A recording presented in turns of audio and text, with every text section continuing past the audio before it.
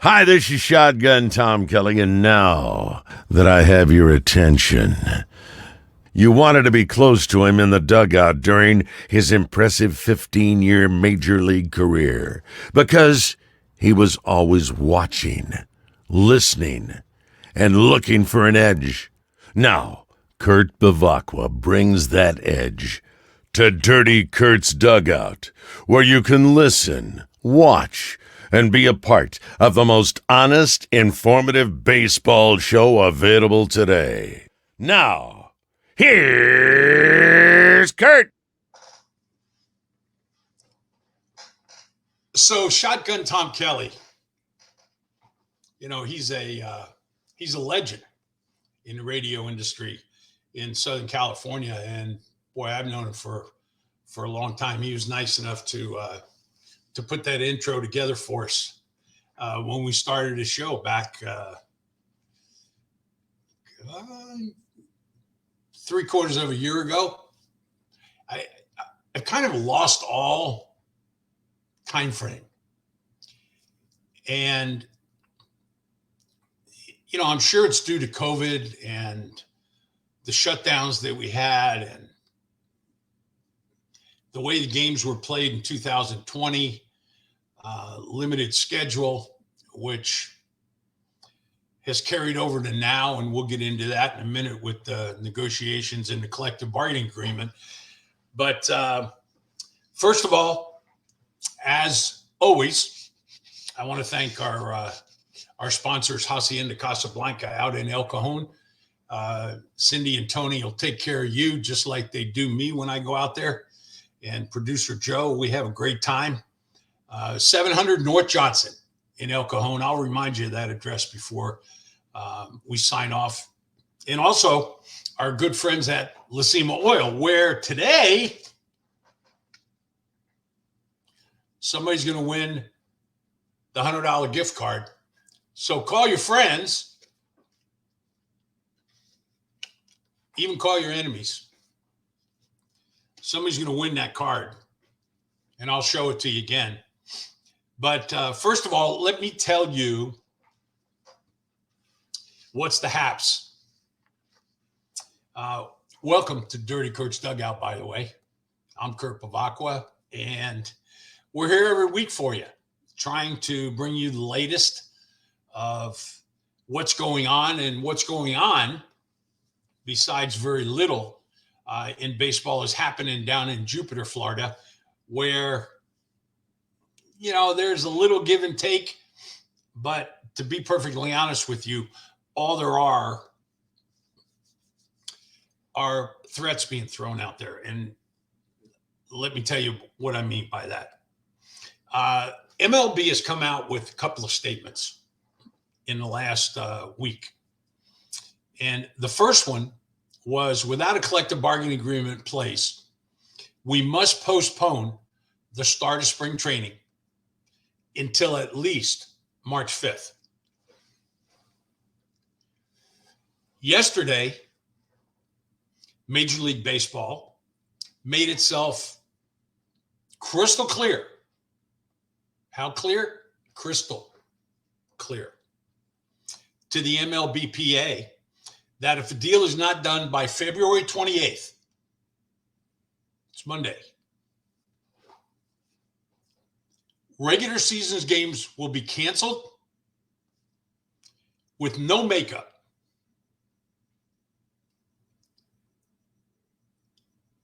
Let me tell you what those two statements mean,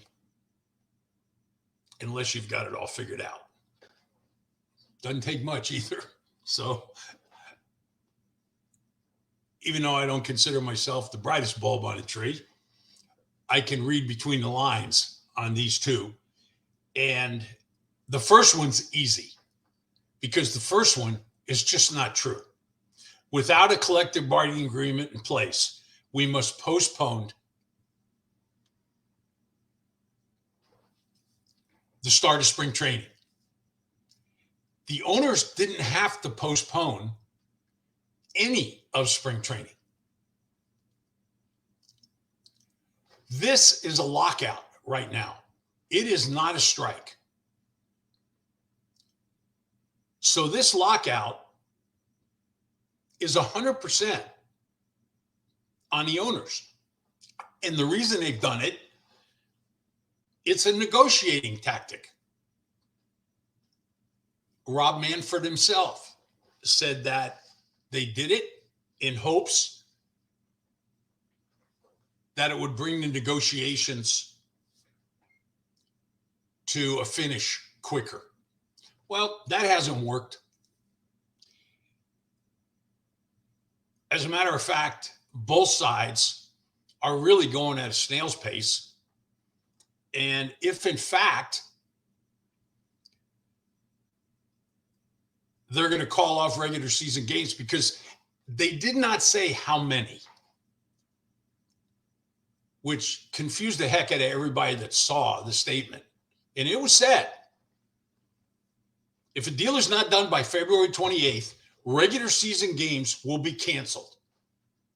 How many regular season games? What regular season games? Join me and tell me what you think of these statements. Not whose side you're on, because I don't really care about that. I want to see them do exactly what you want to see them do. Come to an agreement so that we can watch baseball again.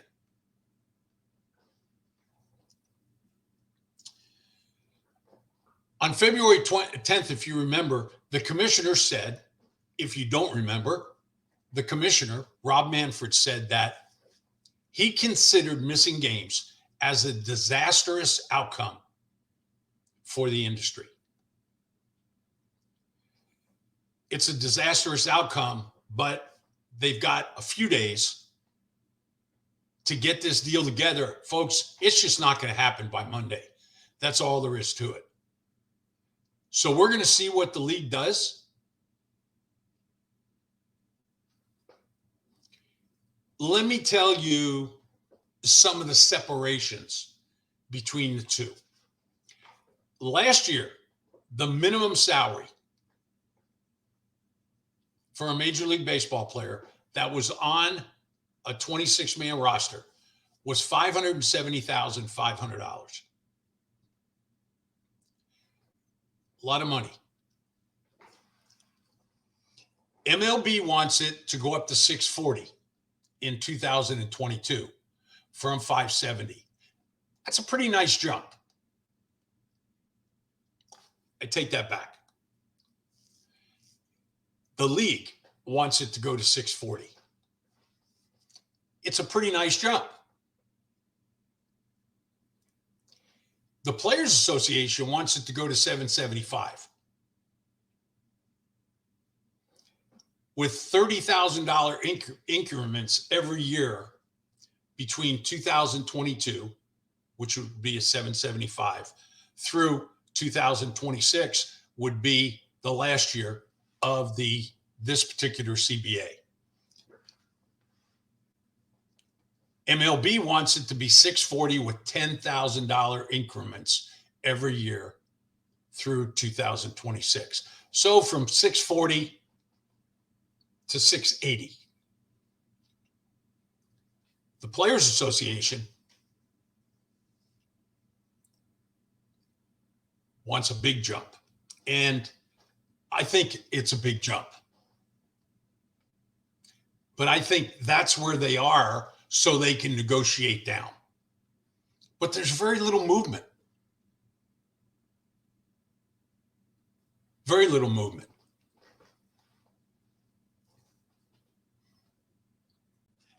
I don't even want to throw out there who do you think's at fault.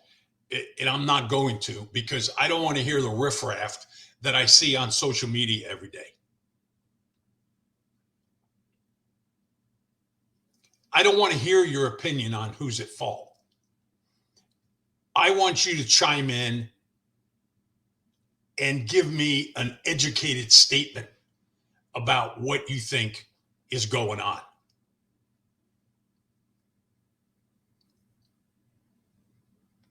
Are you familiar with negotiations? Do they always start like this? Do they wait until the final hour to put the most important things to bed? That's the part I can't figure out. Because this thing that I'm going to talk about next, I think, is one of the bigger deals, and they haven't even really started on it yet, with the exception of right at the beginning, MLB told the Players Association where they stand. The Players Association told them what they wanted. And then basically nobody's moved since that time. And that's the bonus pool for pre-arbitration people. I'll explain that to you. Now, we all know that you're eligible for arbitration as a major league player after you play 3 full seasons. That's approximately 172 days out of 180 something. Gives you a full season at the major league level. After you've had 3 of those, you're eligible for arbitration. Well, they changed that. In the last CBA, they made a Super 2 class. So in other words, if you had 2 years and you were in the top 22% of the players that had between 2 and 3 years, or in other words, it came out to any player that had over 130 days in the big leagues. So if you had between 130 and 170, not quite a full season, but 2+, they want to make a little bonus pool for you. Well, the owners want to put, they started at 15. They want to put 20 million into the bonus pool. That only equates to about 30 players, by the way. The Players Association, you ready for this? Wants 115 million. Because they want to cover as many as 150 players. They want that percentage to go from 22% to 80%. I'm going to tell you why I don't have any problems with any of these numbers that are being thrown out there. I just kind of sit back and listen. But take the case of a kid by the name of Casey Sadler. This 2022 season is going to be Casey Sadler's 13th as a professional baseball player. 13th season. Chime in, guys. Because after you hear this, you might want to.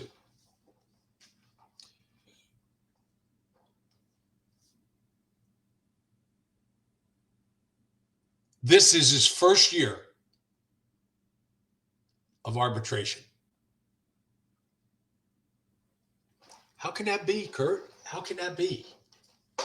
He's going to be a free agent in 2025. And we all know what that means. He's got the ability to go out and peddle his wares to any team in professional baseball. Well, Casey signed in 2010.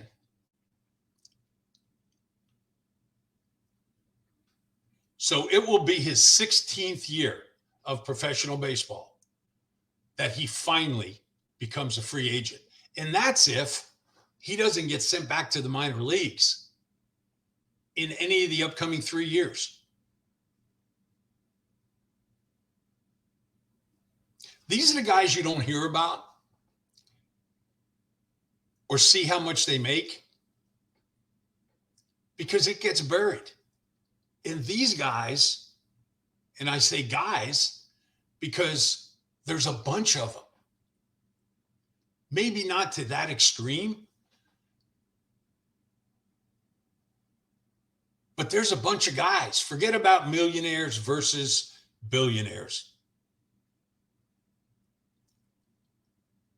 71% of major league players make less than $1 million.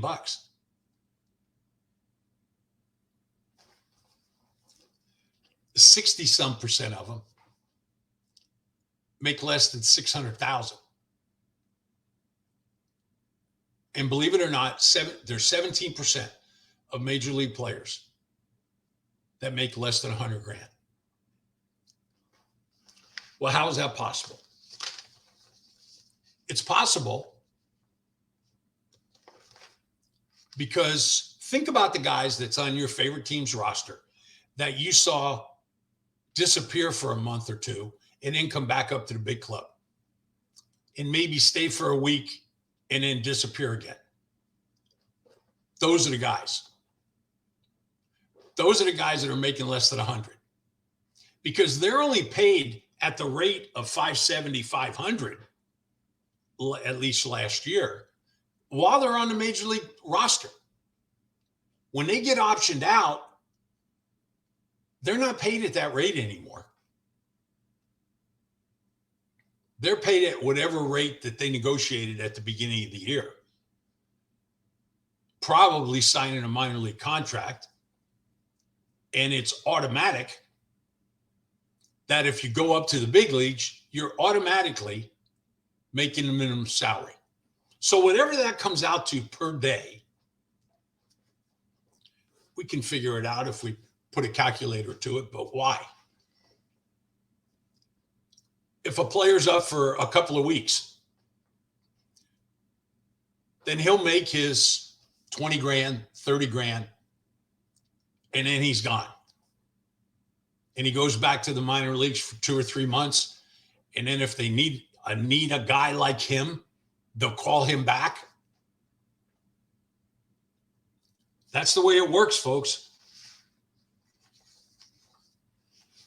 So any monies that these two sides are apart right now will be covered by the expanded playoffs that both sides have sort of agreed to, and also the uniform ads.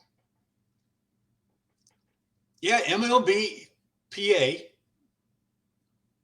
kind of gave Major League Baseball the rights to put ads on the uniforms. That makes the player a walking advertising campaign. I don't have to tell you about the Nike swish or the 3 stripes of Adidas or a UPS patch. You might see that on every major league uniform. I don't know. I don't know what it's going to be. I'm betting it's Bally's or MGM Grand. That's where my money's going, along with everybody else's. But let's remember that if the players don't receive their full pay, they can reject the extended playoffs and the ads on the uniforms. So in other words, if the owners do what they threatened to do yesterday, and if things aren't done by Monday, they're going to call off, cancel regular season games, which only hurts us. It's a threat.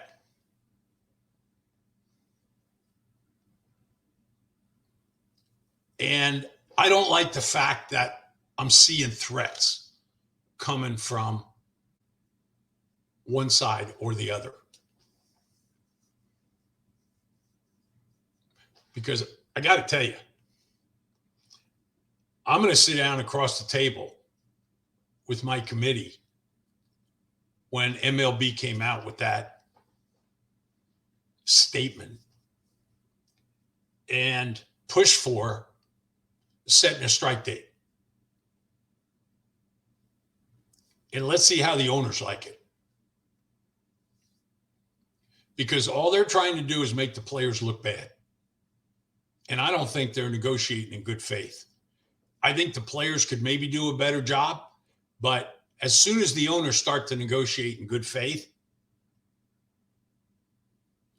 then I think you'll see movement from the Players Association side.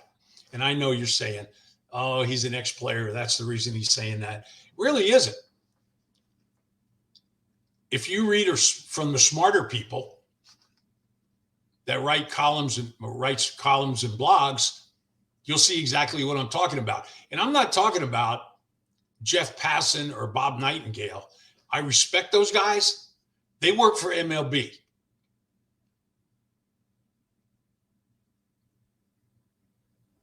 So ask Ken Rosenthal what happens if you write something negative about Major League Baseball.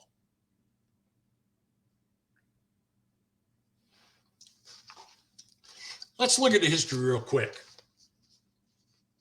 And I want to remind everybody out there, if there is anybody out there, I don't even know for sure if I'm on the air. I don't see anybody coming in, that we're giving away this gift card.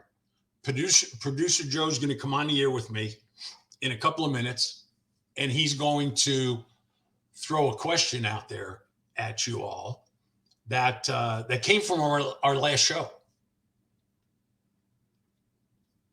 Came from our last show. So, courtesy of Lacima Oil, your local Chevron dealers, get a $100 gift card.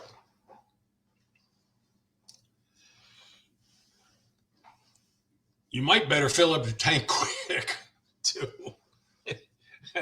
Because with everything that's going on in the world, I don't know what gas is going to be in a week or so. So we've got some action. I can rely on my buddy Terrence up in LA. Dodger fan, folks. Where the hell are all the Padre fans? Jeez, I know. Terrence found a way to make his little "I'm here, Kurt" blue to remind me that he's a Dodger fan. Let's go back in the history of the negotiations between what at the time was the beginning of the players union and the owners. 1972 was the first strike in Major League history. In 1972. And the issues of contention in that strike were pensions and salary arbitration. 1972. 50 years. And we're still talking about salary arbitration today. You know why? The owners hate it. Probably because of one guy more than anything else, and that's Scott Boras. Because he figured a way to slap their butts in every salary arbitration hearing. He went in prepared. He knew exactly what he was doing, and that's why he became one of the best agents in the game. 1973, there was a lockout over, what do you think? Salary arbitration. In 1976, there was another lockout. And this had everything to do with my good buddy, Curt Flood, challenging the reserve clause. Marvin told Curt, not me, that he was going to lose. Probably. And Curt Flood said, we're doing it anyway. Curt Flood was one of the nicest men you'll ever meet. He was a prideful man. He didn't think it was right that he could just be treated like a piece of meat.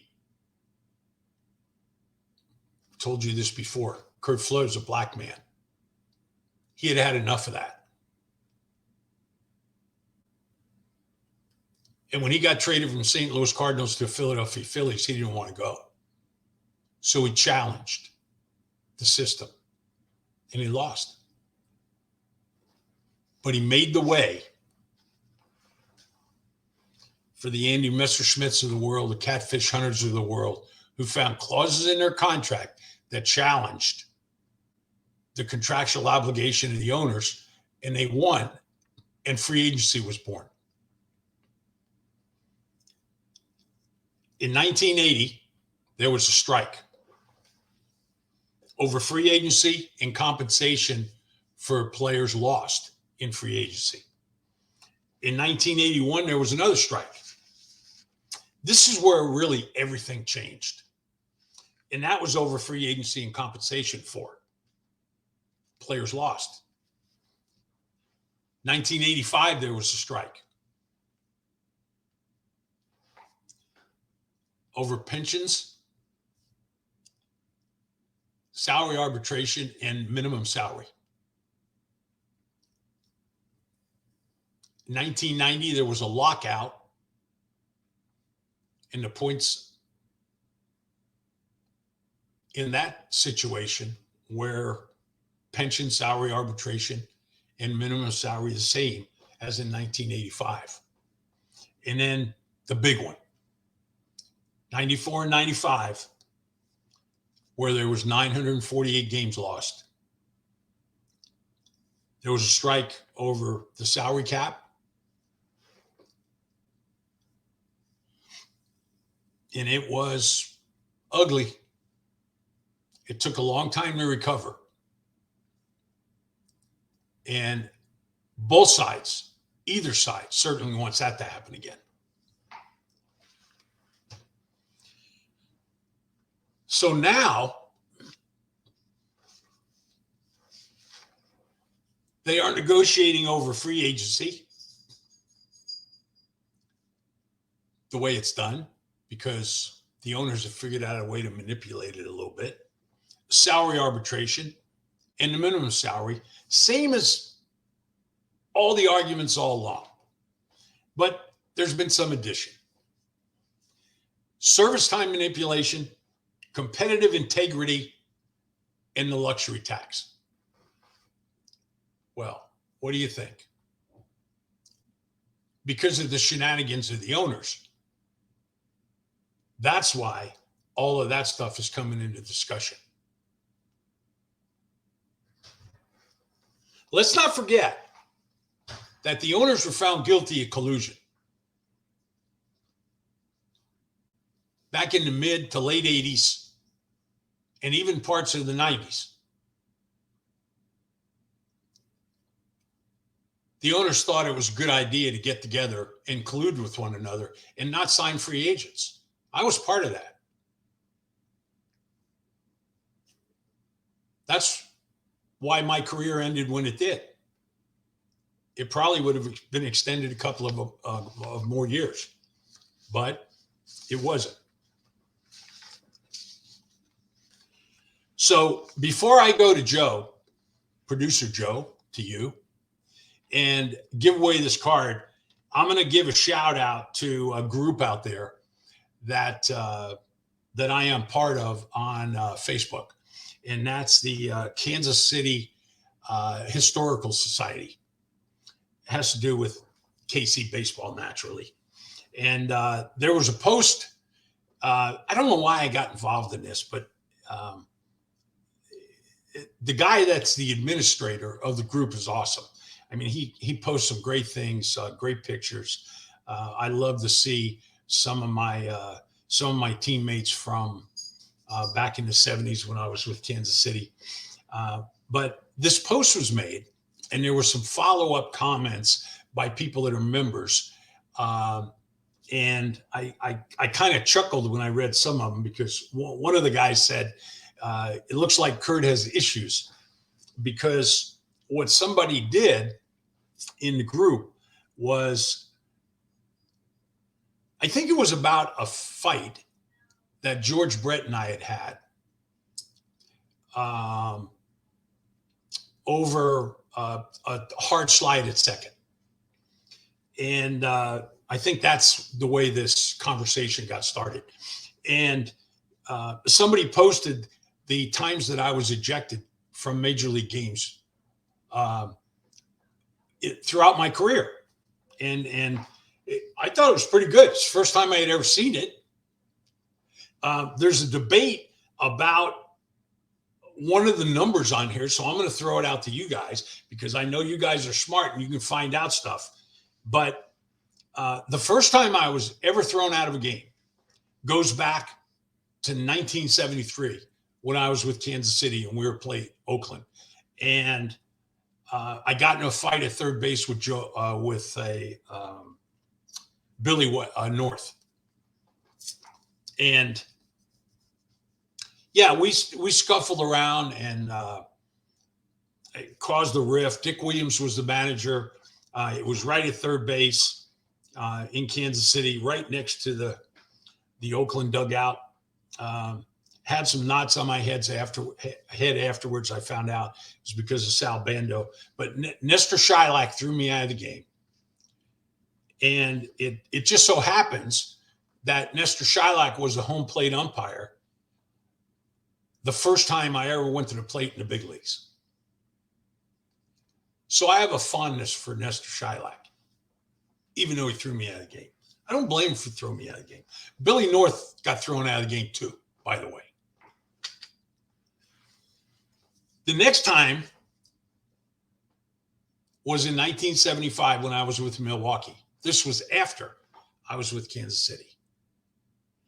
Larry McCoy threw me out for fighting.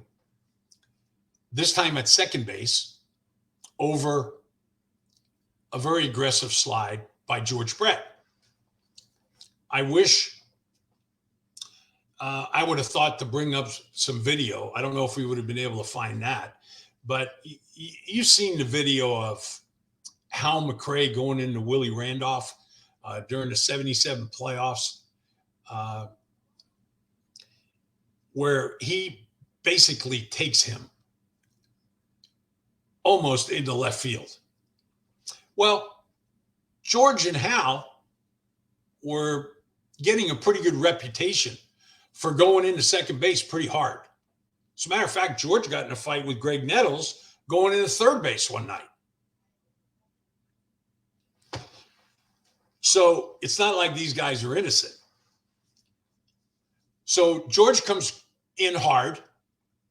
I completed the double play and got nailed.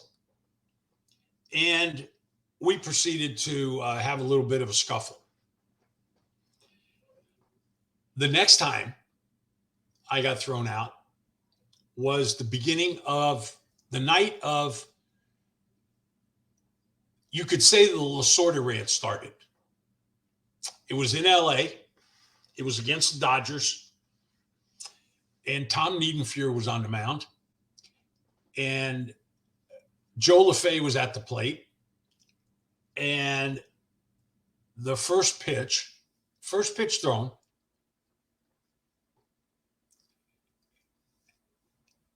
after giving up a home run. Bando short hops it, goes down to second green. Whoa, is he taken out at second base by McRae? See, Dick Green says nothing. Probably around Watch Bando again. He's trying to get the lead runner. Now watch McRae.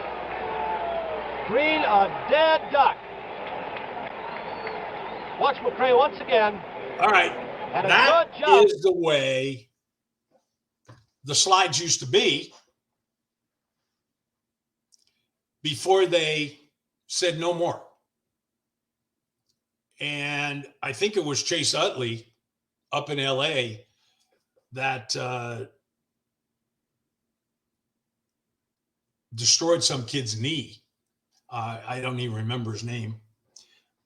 And that really predicated everything that's going on as far as the slides into second base, just like we call it the Buster Posey rule at home, because he's got his ankle broken and you're not allowed to go into the catcher anymore for the most part. So that was why I got kicked out of the game in Kansas City when I was with Milwaukee. But this one is in LA. Niedenfuhr hits Joe LaFay in the head. Joe West throws me out of the game. Now, this is why. I started to go towards the mound. LaFay's crumpled in a heap at home plate. The pitch after Broderick Perkins hits the go-ahead home run off of Niedenfuhr. Joe LaFay is on the ground, like I said. Joe West intercepts me because he was the first base umpire and goes, "Where are you going?" I said, "I'm going out to protect my guys." And he goes, "Well, why don't you tell the rest of your teammates?" And I turned around, there's nobody else out of the dugout. I can't tell you how upset I was.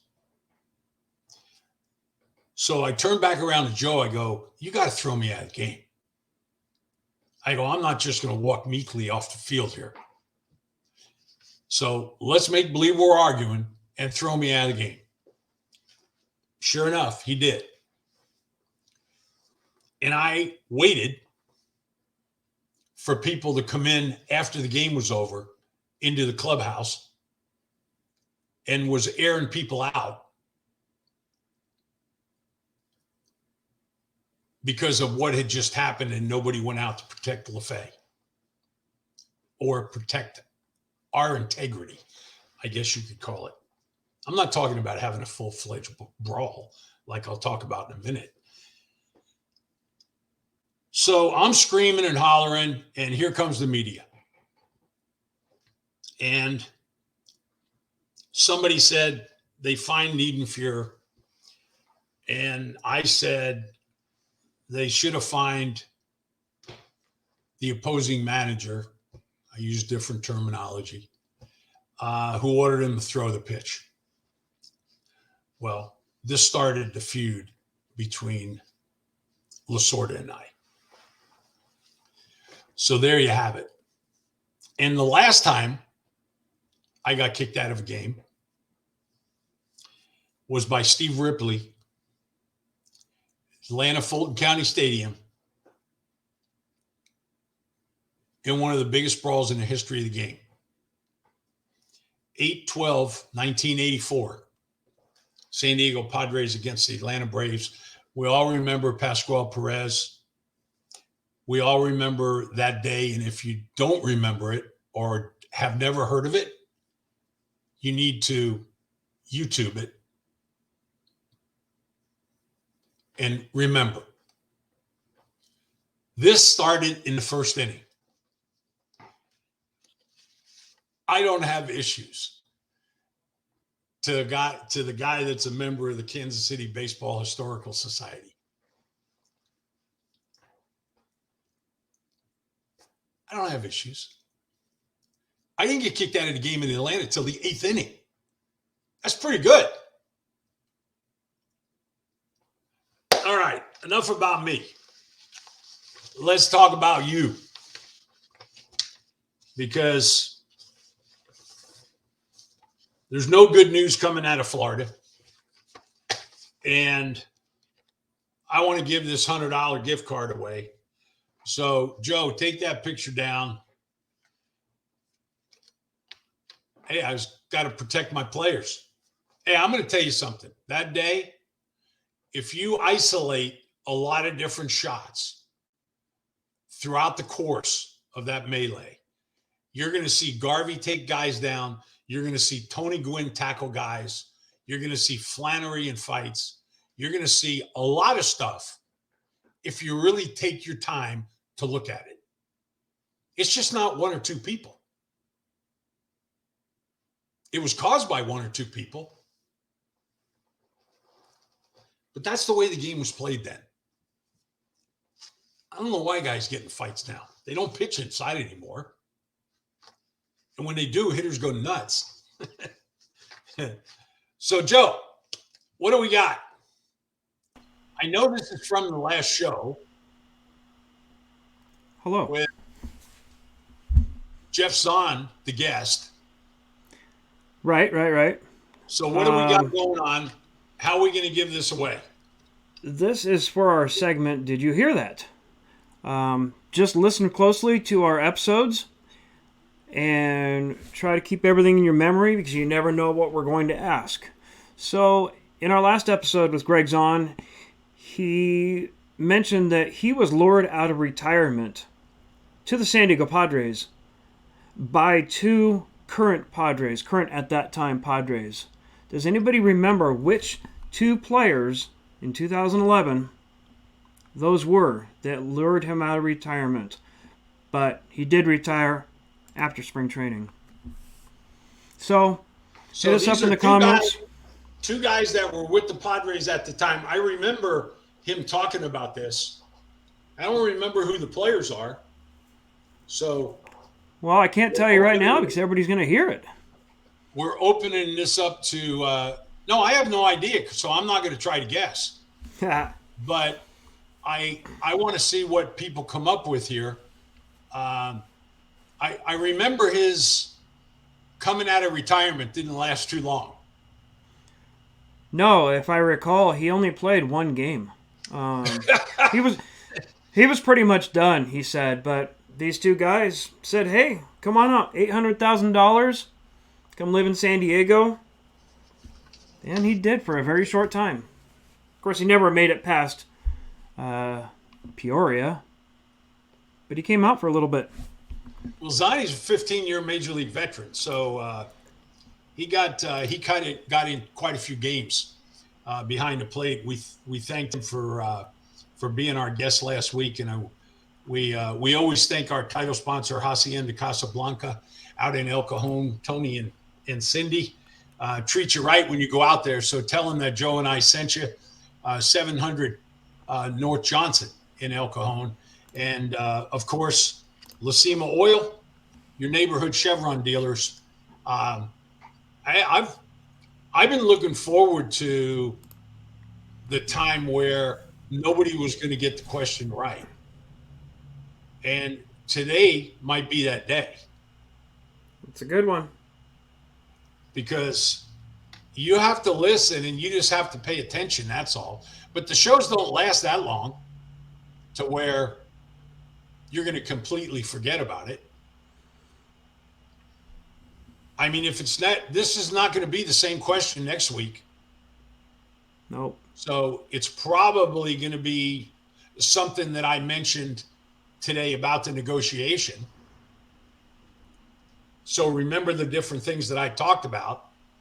And it looks like we might put this card in our pocket and keep it until the next show, Joe. Well, I'm watching for comments. I'm not seeing anything yet, but we can hold on to it. If it's not guessed by the end of the show, we're not going to reuse it. I'll review what it was. Well, we'll let everybody know what it was, and as a matter of fact, we'll give somebody about another 30 seconds, and then we'll call it a day, and then we'll wrap this show up until next week, and hopefully, I tell you what, it seems to me like the owners have drawn a line in the sand. And I think the Players Association needs to do the same thing. Yeah. Because it's become quite evident that what I've been telling you guys for the last 2 years, that based on the negotiation that I saw between Manfred and Tony Clark in the COVID-shortened 2020 season, that Rob Manfred, before he left, being the commissioner, was going to try to break the union. And I think that's what he's doing right now. Or he's trying to see if he can. I don't think he's going to. The union is a lot stronger than the owners and all commissioners have ever thought it was.